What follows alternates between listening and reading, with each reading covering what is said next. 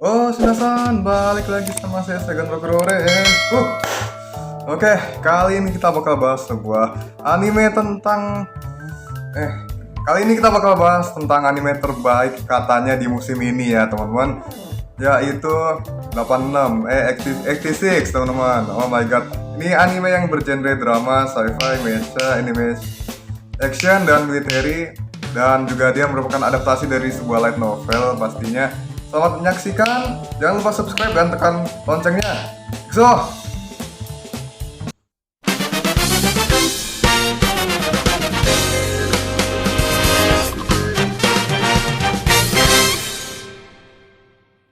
oke, saya sih awalnya penasaran ya sama anime ini karena dibilang anime terbaik di musim ini, dan juga heroin utamanya sering banget dibahas di media sosial pastinya, yaitu si Lena aka Vladilena Milize, seorang gadis yang mendapat pangkat mayor di usia ke-16.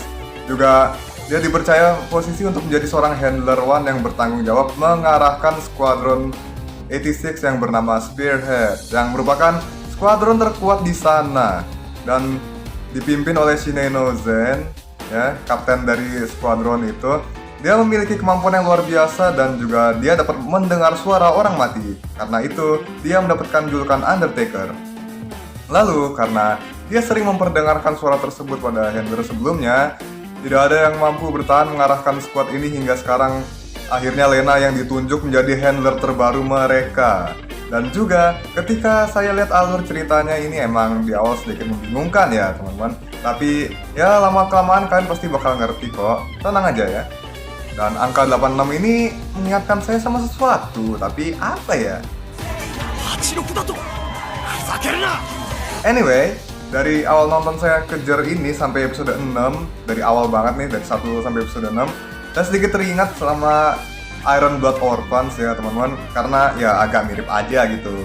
Entah dari apa yang dialami sama karakter-karakternya, keadaan politiknya. Ya langsung aja kita bahas poin yang harus kalian tahu soal anime ini. Info penting.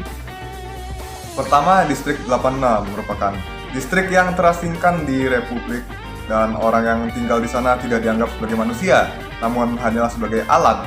Makanya mayoritas mereka tuh di sana benci dengan Republik ya.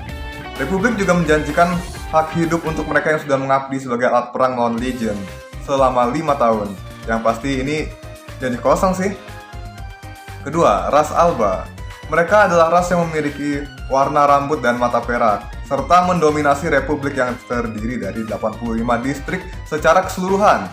Dan mereka lah yang membuat penduduk distrik 86 terasingkan dan membenci mereka. Ya, si Lena ini juga termasuk ras ini sih. Ketiga, Juggernaut. Ini adalah mesin yang berasal dari Republik Sun Magnolia dan digunakan untuk melawan Legion. Orang yang menjalankan mesin ini disebut prosesor. Ya, ini adalah orang-orang yang ada di distrik 86 ya. Keempat adalah Legion, mesin pembunuh tanpa awak yang berasal dari Gladian Empire. Ini adalah tempat musuhnya, negara musuhnya lah istilahnya, negara musuhnya Republik.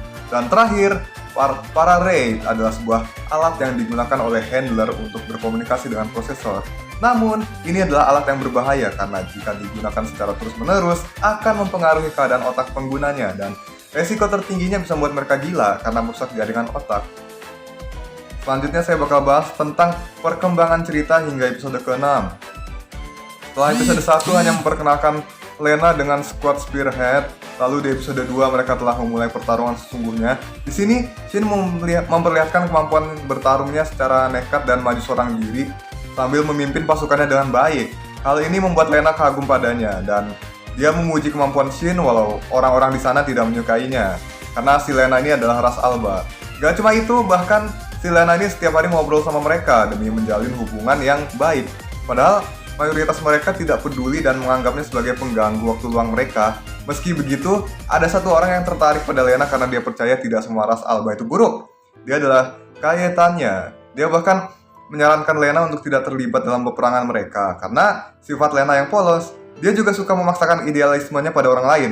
Misal, saat flashback di kelas, dia mengutarakan isi pikirannya bahwa dia tidak menganggap penduduk distrik 86 hanya sebagai alat. Ya, dia bermaksud baik sih, cuman ya caranya aja yang salah gitu loh. Gak mungkin kan dia bisa memaksakan kehendaknya buat semua orang, jadi semua harus ngikutin dia gitu kan, gak bisa. Instan gitu aja gak bisa ya. Dan meski begitu dia nggak takut dihukum karena dia memiliki koneksi yang dapat melindunginya, seperti pamannya, yang saya lupa namanya, udahlah. Tapi di saat dia melihat kejadian kejam yang nanti, kenaifannya pun berkurang. Dari kematian Kayetanya yang terjadi akibat kesalahan Lena saat bertugas, yaitu misi berhasil dengan korban satu orang, yang pasti ini membuatnya merasa bersalah, hingga dia dihujat habis-habisan oleh Logging Fox, aka Theo. Membuatnya terkena mental, dan dari sinilah perkembangan karakter Lena dimulai di episode keempat. Lena yang tadinya berpikir kalau semua perbuatannya itu benar, mulai mencoba untuk memperbaiki pola pikirnya. Dimulai dari introspeksi diri, karena kurang lebih pemikirannya sama dengan almarhum ayahnya, Vaclav, yang dibunuh oleh Legion saat memasuki distrik 86 bersama Lena, di mana dia berusaha untuk peduli tapi dia tidak melakukan apapun selain menonton. Disinilah poin kesalahan yang memperlihatkan sifat munafik secara tidak sadar. Intinya, jangan bertindak gegabah demi idealisme. Hingga malamnya Lena mencoba untuk menghubungi Shin dan teman-temannya untuk meminta maaf dan bertanya tentang nama asli mereka, biar hubungan mereka bisa membaik. Di sini dijelasin kalau file mereka semua terkunci dan cukup dipanggil dengan code name biar handler yang mengarahkan mereka itu nggak perlu menganggap mereka sebagai manusia. Tapi bagi Lena itu adalah hal yang salah dan dia tetap mau mengenal orang-orang ini gitu lah. Ketika Lena mendengar nama asli Shin, dia teringat dengan Shorei no Zen, yaitu seorang prosesor yang pernah menyelamatkan hidupnya ketika dia hampir dibunuh oleh Legion. Yang ternyata dia adalah kakak kandungnya Shin juga, teman-teman. Habis itu, beberapa hari setelahnya di episode kelima, Lena terlihat kelelahan karena terus kerja dan menganalisa musuh sampai begadang demi mengarahkan pasukan Spearhead dengan lebih baik. Di sini juga diperlihatkan dia sampai nggak ikut ke pesta dansa demi membantu mereka.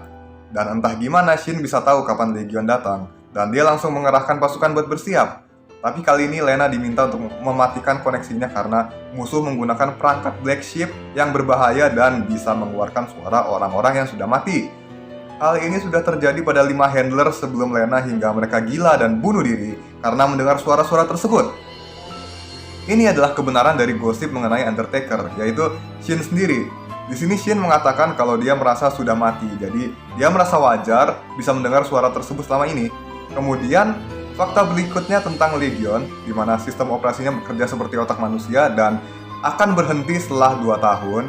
Dan jika mereka gagal, menurut Shin mereka tinggal menggunakan otak manusia yang gugur, yaitu pasukan Squad 86 ya teman-teman, yang pastinya udah dibunuh sama Legion ini ya di medan perang. Tapi kurang lebihnya hanya salinan otak mereka aja sih yang dimanfaatkan. Makanya suara yang keluar dari Black Sheep itu juga cuman detik-detik pas orangnya mau mati ya, pas detik-detik kematian mereka doang.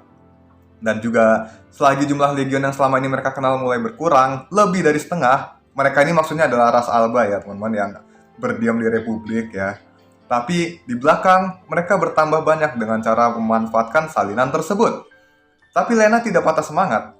Dia berkata dia bakal berjuang sekuat tenaga bersama dengan Shin dan yang lain sebelum masa jabatan Shin berakhir. Di akhir episode kelima, dilihatin bekas luka di leher Shin. Ternyata itu adalah karena kakaknya hampir membunuhnya dengan cara mencekik lehernya. Ya, ini lagi-lagi misteri sih. Dan langsung aja ke episode 6. Ini akan langsung menjawab misterinya. Di sini diawali dengan adegan flashback Squad Spearhead yang merupakan scene original animenya. Ya, jadi ini nggak dari novelnya. Di sini diperlihatkan kalau awalnya mereka memiliki lebih banyak orang dibanding sekarang. Tapi lama-kelamaan jumlah mereka pun berkurang. Belum lagi, sekarang juga ada 2 orang lagi yang gugur, yaitu Daya dan Lekka. Adegan terakhir Daya, dia mengatakan sesuatu ke Anju. Bisa ditebak, ini soal perasaannya dia ke Anju ya. Dan juga si Lekka memilih mati bunuh diri sebelum sempat dibunuh Legion. Si Daya ini juga meminta supaya Shin menembak kepalanya biar salinan otaknya nggak diambil oleh Legion. Dan si Anju ini merasa dia putus asa karena kehilangan Daya. Ya, saya akui ini emang sedih sih. Dan sepertinya Daya merupakan sosok yang berharga buat dia. Padahal sejak episode-episode sebelumnya mereka berdua kelihatan deket banget.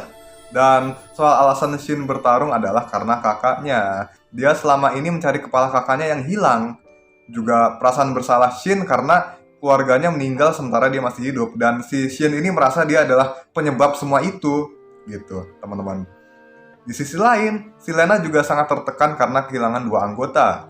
Dan untuk mendukung mereka, Lena meminta senjata baru yaitu mortar untuk dikirimkan pada mereka. Namun, justru ditolak oleh atasan, yaitu pamannya sendiri, dan mereka justru diberi misi baru untuk menghancurkan benteng Legion.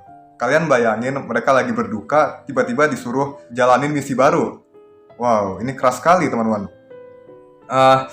Dan malamnya setelah Lena menyampaikan misinya pada mereka, dia masih dihubungi oleh Shin. Dan di sini merupakan scene yang manis karena Lena dan Shin akhirnya memiliki waktu berdua.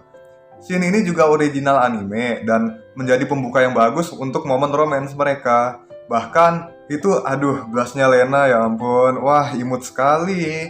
Ditambah si Lena ini juga adalah gadis yang polos.